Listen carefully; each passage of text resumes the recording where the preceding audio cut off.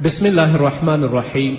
الحمد لله رب العالمين حمد الشاكرين، الصلاة والسلام على سيد الأنبياء والمرسلين سيدنا ونبينا وشفيعنا ومولانا محمد وعلى آله وأصحابه الطيبين الطاهرين. قدرمنو اوریدونکو د ژوند د لارې د خپرونې مینوالو، السلام علیکم ورحمة الله وبرکاته. ستاسو روغتیا او خوشحالي د پاک رب نه غواړم، په دې هیله چې د صحت او عافیت جامې په تن ولرئ او خوشحالي مو په برخه وي. دا دی زه محمد یاسین فهیم د ژوند د لارې د خپرونې په وړاندې کولو کې ستاسو په خدمت کې یم. زموږ د نننۍ خپرونې موضوع بیا هم د محمد رسول الله صلی الله علیه وسلم مبارک سیرت، چې په نننۍ خپرونه کې به د طایف غزا همدارنګه د تبوک غزا وڅیړو. د حنین د غزا څخه وروسته د ثقیف ځینې ماتې خوړلې ډلې طایف ته په تیښته ولاړې. د هغوی د ننوتو څخه وروسته د طایف خلکو د ښار دروازې وتړلې، د خپلې قلاګانې او همدارنګه د خپلې مورچې هم ترمیم کړې او دومره خوراکي مواد او جنگي ساز و سامان یې په ښار کې ځای پر ځای که چې د یو کال لپاره یې بسیا کوله. د طایف خلکو د جنگ لپاره پوره تیاری وکړ. محمد رسول الله صلی الله علیه وسلم هم د حنین څخه وروسته د طایف په لور وکوچید او کله چې پیغمبر علیه الصلاة وسلام طایف ته نږدې شو، هلته رسول الله پړاو واچو. د مسلمانانو قرارګاه د طایف د ښار عمومي دیوال تر څیرمه وه، لکن مسلمانان ښار ته په داخلېدلو بریالي نه شول، ځکه د طایف خلکو د ښار دروازې تړلې وې او د طایف ځوانانو د ثقیف ځوانانو په مسلمانانو باندې غشي ورول، چې په دې نتیجه کې ځینې صحابه کرام رضوان الله تعالی علیهم اجمعین هم شهیدان شول. څه وخت وروسته د امنیتي ظروفو او شرایطو په نظر کې نیولو سره د مسلمانانو قرارګاه بل محفوظ او مأمون ځای ته ستنه شوه. مسلمانانو صحابه و کرامو طایف څه د پاسه 20 شپې محاصره او سخته جګړه یې پرې وکړه او دواړو طرفونو یو بل په غش وویشتل. محاصره ورځ تر بله سختېدله. ځینې صحابه کرام دلته په شهادت هم ورسېدل. کله چې محاصره تنګه او جنگ اوږد شو، رسول الله صلی الله علیه وسلم د ثقیف قبیلې د خلکو د انګورو د پرې کولو امر وکړ چې تاسو د دوی انګور او د دوی باغونه پرې کړئ، کوم چې د هغوی معیشت او اقتصاد پرې ولاړ و. صحابه و کرامو او مجاهدینو بالفعل د انګورو په قطع کولو شروع وکړه. د ثقیف خلکو رسول الله صلی الله علیه وسلم څخه غوښتنه وکړه چې ای د الله رسوله، د الله او د صلې رحمي په خاطر د انګورو د قطع کولو څخه لاس واخلئ. پیغمبر علیه الصلاة وسلام وویل زه د الله په خاطر او د صلې رحمي له امله د انګورو پرې کولو څخه لاس په سر کیږم. د پیغمبر علیه الصلاة وسلام له لورې یو آواز کوونکي د طایف خلکو ته آواز وکړه کوم غلام هم د قلا او مورچل څخه راښکته شي، مسلمانانو سره یو ځای شي، هغه آزاد دی. د دې اعلان په اورېدلو سره څه د پاسه 10 کسان د مسلمانانو د صفونو سره یو ځای شول، غلامان راغلل، مسلمان شول. رسول الله صلی الله علیه وسلم هغه ټول آزاد کړل. بیا هم محمد رسول الله صلی الله علیه وسلم ته د طایف د فتح کولو اجازه ونه شوه. نو عمر بن خطاب رضی الله تعالی عنه ته امر وکړه چې د لښکر د واپسي اعلان وکړي. خلکو د اعلان په اورېدلو شور جوړ کړه چې د طایف د فتح پرته به څنګه ستنېږو، څنګه واپس کیږو. رسول الله صلی الله علیه وسلم ورته سبا سهار د جنگ کولو حکم ورکړ. سبا چې جنگ وشو، ډیر مسلمانان زخمی شول. بیا رسول الله صلی الله علیه وسلم ویل که د الله خوښه شوه زه سبا واپس ځم. د دې په اورېدلو مسلمانان ډیر خوشحاله شول. بیا هم محمد رسول الله صلی الله علیه وسلم ته د طایف د فتح اجازه ونه شو. د طایف خلکو په خپله خوښه په اسلام کې د داخلېدلو اراده ظاهره کړه. نو رسول الله صلی الله علیه وسلم خلکو ته د واپس تللو امر وکړه چې تاسې راوګرځئ، ځکه هغوی په خپله د اسلام کې د داخلېدلو اراده ظاهره کړې مسلمانان کیږي. کله چې رسول الله صلی الله علیه وسلم او ورسره مجاهدین د طایف څخه راوګرځېدل، جارانې ته راورسېدل، هلته یې پړاو واچوه. د هوازن د وینځو او غنیمتونو توزیع څو شیبې وځنډوله. هغه وینځې او مالونه ورسره ول، هغه یې لا مسلمانانو ته نه و تقسیم کړي، ویې ځنډول تر څو چې مسلمانان راټول شي. د دې نه وروسته بیا محمد رسول الله صلی الله علیه وسلم تقسیم شروع کړ. په دې تقسیم کې محمد رسول الله صلی الله علیه وسلم انصارو ته هیڅ ورنه کړ. کله چې انصارو د محمد رسول الله صلی الله علیه وسلم دا پراخ ویش ولید چې د قریشو او نورو عربي قبایلو ترمنځ کیږي، د هغوی په زړونو کې یو څه خبره پیدا شوه چې دا موږ ولې بې برخې پاتې شو. کله چې پیغمبر علیه الصلاة والسلام له دې څخه خبر شو، انصار یې راجمع کړل او ورته ویې فرمیل ای انصارو، تاسو د هغې ذلیلې او بیکاره دنیا په خاطر خفه شوي یئ، کومه چې الله رب العزت څخه د یو ماشي په انډول هم قیمت نه لري. دا مالونه مې د ځینې خلکو د زړه راښکلو او په اسلام کې د داخلولو لپاره هغوی ته ورکړل او تاسې مې ستاسې اسلام ته وسپارلی. ای د انصارو ډلې، آیا تاسې په دې خوښ نه یاست چې خلک اوښان او وزې د ځان سره یوسي او تاسې د الله رسول د ځان سره یوسئ؟ په هغه ذات دې زما قسم وي د چا په قبضه کې چې د محمد روح دی، که چیرې هجرت نه وی نو زه به ارومرو د انصارو څخه یو تن وم. که ټول خلک په یو لاره او انصار په بله لاره تلل نو ما به حتما د انصارو لار تعقیبوله. ای الله په انصارو د هغوی په اولادونو او د اولادونو په اولادونو یې رحم وکړي. د رسول الله صلی الله علیه وسلم د دې وینا په اورېدو انصارو دومره وژړل چې ګیرې په اوښکو لمدې شوې او په ژړا ژړا یې ویل موږ د رسول الله صلی الله علیه وسلم په ویش او په خپله برخه باندې راضي او خوښ یاستو. هغه بندیان او هغه وینځې چې رسول الله صلی الله علیه وسلم د هوازن قبیلې نه راوړې وې په جنګ کې نیولې، هغه بیرته هغوی ته سپاري. د هوازن 14 کسیز هیئت رسول الله صلی الله علیه وسلم ته راغی او د پیغمبر علیه الصلاة والسلام څخه یې غوښتنه وکړه چې بندي شوې ښځې او ماشومان او مالونه ورته واپس ورکړي. پیغمبر علیه الصلاة والسلام د هغوی نه پوښتنه کوي چې آیا تاسو ته ستاسو ښځې او بچیان ډېر ګران دي که تاسو ته ستاسو مالونه؟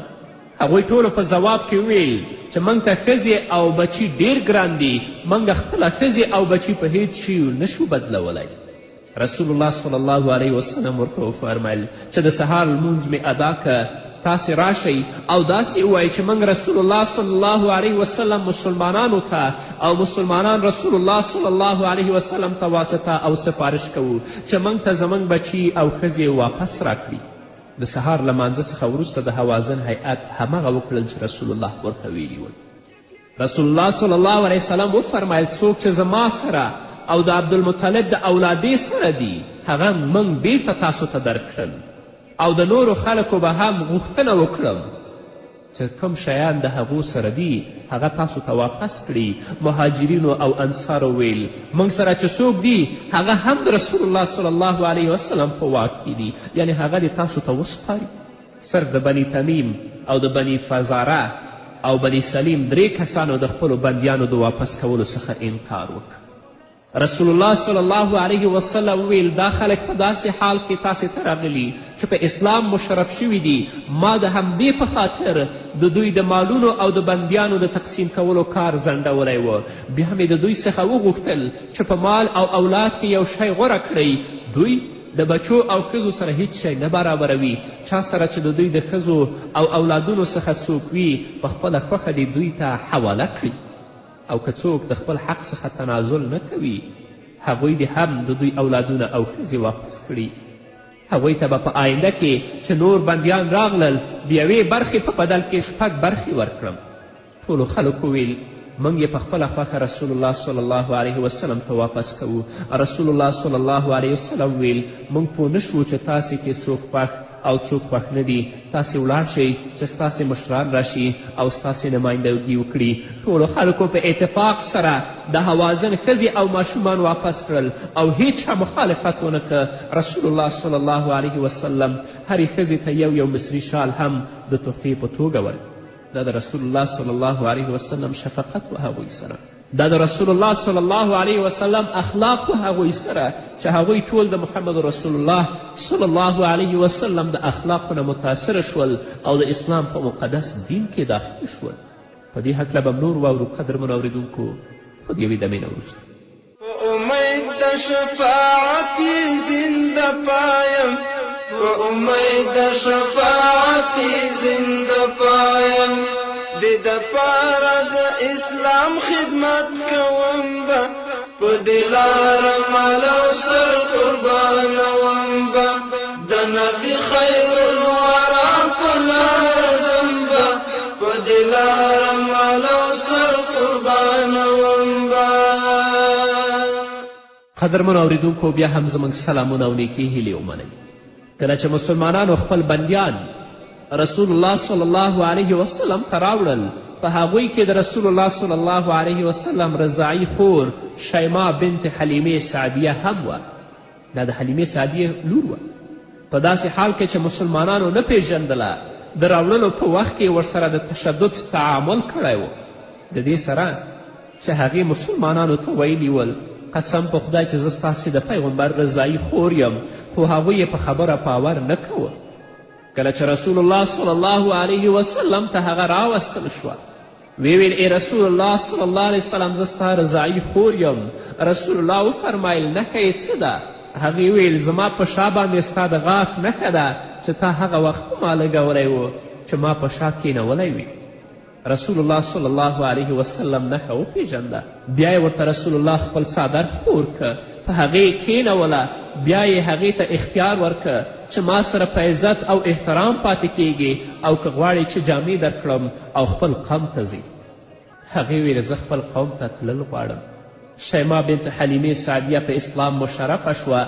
رسول الله صلی الله علیه وسلم ورته د جامو نه علاوه 3 غلامان، یوه وینځه او 4 رأسه او ویزې هم ورکړې او په ډیر عزت یې رخصت کړه. کله چې مسلمانان د طایف څخه د مدینې په لور روان شول، رسول الله صلی الله علیه وسلم ویل دا دعا ووایئ آئبون طائبون عابدون لربنا حامدون. رسول الله صلی الله علیه وسلم ته ویل یا رسول الله سقیف ته ښېراوې وکړه. رسول الله صلی الله علیه وسلم وفرمیل الله سقیف ته هدایت وکړه او اسلام ته یې راوله. مخکې له دې چې رسول الله صلی الله علیه وسلم مدینې منورې ته ورسیږي، په لاره کې عروه بن مسعود الثقفي ورپسې راورسید، اسلام یې قبول کړ. بیا خپل قوم ته ورغی. قوم ته د احترام وړ سړی و او لوړ اجتماعي مقام یې درلود. خپل قوم یې د اسلام قبلولو څخه خبر که او هغوی هم اسلام ته راوبلل، خو ځینو شرفکو په غشو ویشت او شهید یې کړ. ثقیف د عروه د وژلو څخه 2 میاشتې وروسته په خپلو کې مشوره وکړه او دې نتیجې ته ورسېدل چې د خوا او شا قبایلو سره د جنگ توان نه لرو، نو په خپلو کې تعهد وکړه او ټول مسلمانان شول. او پلاوی رسول الله صلی الله علیه وسلم ته واستوه.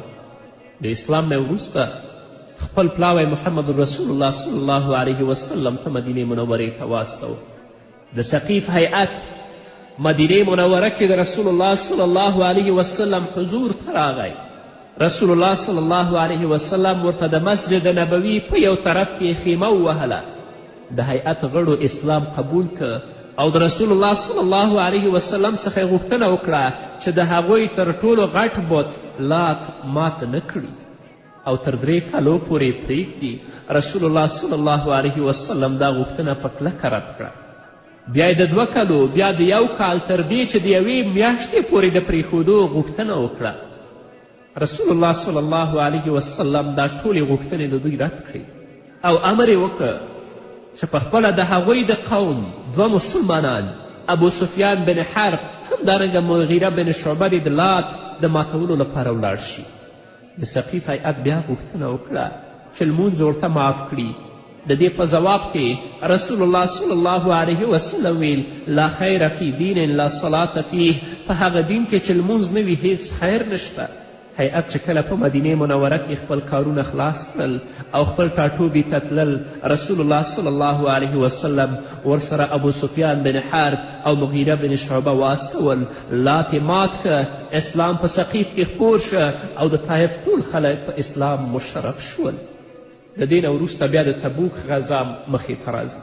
عربي قبایلو د رومي امپراتوري په خلاف د جنگ او حملې جرأت نه درلود. همدارنګه رومیانو تر اوسه پورې د موته جګړه نه وه ویره کړې. د رسول الله صلی الله علیه وسلم نظر دا و چې مخکې له دې چې رومي لښکر عربي حدودو ته داخل شي او د اسلام مرکز تهدید کړي او د خطر سره مخامخ کړي، باید اسلامي لښکر د روم هیواد ته داخل شي.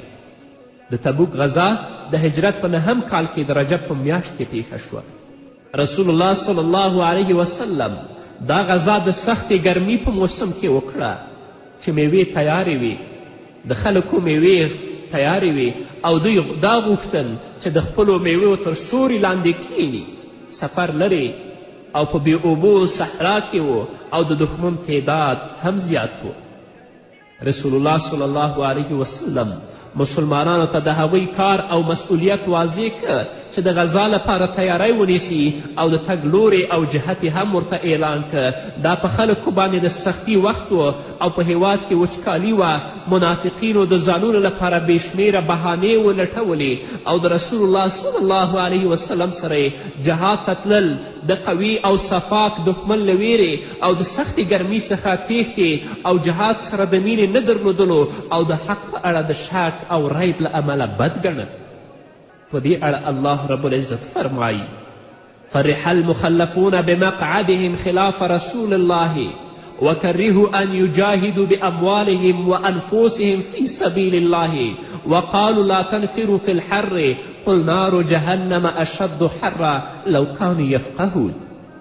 الله رب العزت فرمایي هغه خلک ډیر خوښ و چې د رسول الله صلی الله علیه وسلم له تګ وروسته پاتې شول او بده یې ګڼله چې د الله په لاره کې په خپلو مالونو او سرونو سره جهاد وکړي او دا به ویل چې په دې سخته ګرمي کې تاسې مه وځئ. ای محمده دوی ته ووایه چې د جهنم ګرمي ډیره ده، کاشکې چې هغوی پوهېدلی. تاسې خو دې ته ګرمي وایئ خو ستاسو ځای جهنم دی. د جهنم ګرمي د دې نه ډیره زیاته سخته ده. رسول الله صلی الله علیه وسلم په پوره جدیت سره د سفر تیاری شروع که او خلکو ته هم د تیاری امر وکړه او په خصوصي توګه یې مالداره مسلمانان انفاق فی سبیل الله ته وهڅول. ثروتمن او شتمن مسلمانانو ځینې هغه مسلمانان چې سورلي او د لارې توښۍ نه درلودله هم د جهاد لپاره سنبال کړل. حضرت عثمان بن عفان د سختي دا لښکر په اسلحه او سورلیو سنبال که. 1000 دینار یې مصرف کړل. رسول الله صلی الله علیه وسلم ورته دعا وکړه چې یا الله زه د عثمان نه راضي یم، ته هم ترې راضي شه. رسول الله صلی الله علیه وسلم د 10,000 خلکو سره د مدینې څخه د تبوک په لور روان شو. د اسلام په تاریخ کې تر دې وخته پورې د غزا لپاره د تلونکو دا تر ټولو لوی لښکر و. کله چې رسول الله صلی الله علیه وسلم د سمودیانو په ملک حجر کې پړاو واچوه، مسلمانانو ته ویل چې دا د هغه قوم ځای دی چې عذاب پرې نازل شوی دی او ورته ویل د هغو خلکو کورونو ته چې په ځانونو یې ظلم کړی و د ژړا په حالت کې ننوځئ له دې ویرې چې هغه عذاب په تاسې رانشي کوم چې په هغوی راغلی و. حتی هلته کومه څا وه صحابه کرامو غوښتل چې د هغې نه اوبه وڅښي، رسول الله صلی الله علیه وسلم ترېنه منع کړل. د لښکر سره اوبه خلاصې شوې. رسول الله صلی الله علیه وسلم ته شکایت وکړه. رسول الله صلی الله علیه وسلم ورته دعا وکړه. الله رب العزت وریځ راپورته کړه، باران وشو، ټول خلک خړوبه شول او د ضرورت مطابق اوبه یې د ځانونو سره واخیستې. کله چې رسول الله صلی الله علیه وسلم تبوک ته ورسید، د اسلامي مملکت په حدودو کې پراته عرب حکمرانان رسول الله صلی الله علیه وسلم ته راغلل او مصالحه یې ورسره وکړه او جزیه یې قبوله کړه. ځینو ته رسول الله صلی الله علیه وسلم د امن تړون ولیکه چې هغه ځینې شرطونه دا وه: د سرحداتو ساتنه، د لارو او د اوبو تأمین او د دواړو طرفونو د امن او سلامتیا ضمانت. په همدې وخت کې د رومي لښکر د شاته تګ خبر هم راورسید او دا هم واضحه شوه چې رومیانو په اسلامي خاوره د تیري او حملې کولو تفکر بدل کړی دی. رسول الله صلی الله علیه وسلم ولیدل چې د غزا هدف ترلاسه شوی، نو د روم په خاوره کې د هغوی تعقیب لازم ونه بالل. رسول الله صلی الله علیه وسلم په تبوک کې څه د پاسه 2 شپې تیرې کړې او بیا د مدینې په لور راهي شو. نور به په دې هکله واورو قدرمن اورېدونکو خو هغه په بلې خپرونه کې. نو دا وه زموږ نننۍ خپرونه چې ستاسو درانه حضور ته وړاندې شوه. تر بلې خپرونې پورې چې زه بیا هم ستاسو درانه حضور ته راځم، تاسو ټول په پاک رب سپارم. پاتې ژوندم نیکمرغه، ښاد، بریالي او کامیابه اوسئ. په دین د محمد لوبې کړي، چې په دین د محمد لوبې کړي، د هغو خلقو په سر لوبې کوم به پدلار ملو سر قربانوم با د نبی خیر الورا پلار زمبا پدلار ملو سر قربانوم با